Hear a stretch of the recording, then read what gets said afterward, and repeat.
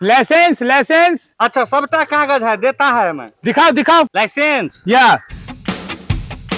क्या नाम है? शत्रुधन। हाँ ठीक है चलो। आरसी।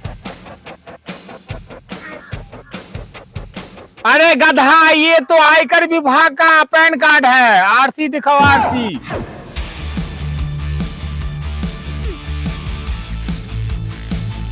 अरे ये तो एटीएम कार्ड है।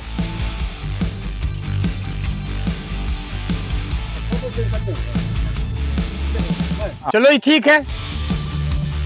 इंश्योरेंस चलो ठीक है, 26 तक है, ठीक है। आधार कार्ड, आधार कार्ड भी ठीक है। ठीक है सर।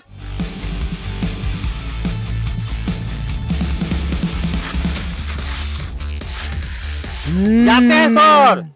अरे रुको रुको रुको रुको रुको। अरे सब कुछ तो ठीक है, लेकिन 3000 रुपया का फाइन निकालो। 3000? हाँ 3000। सर किस चीज का 3000? तुमको पता नहीं है? अरे ये पॉलिथीन बंद है, इसका 3000 रुपया फाइन निकालो।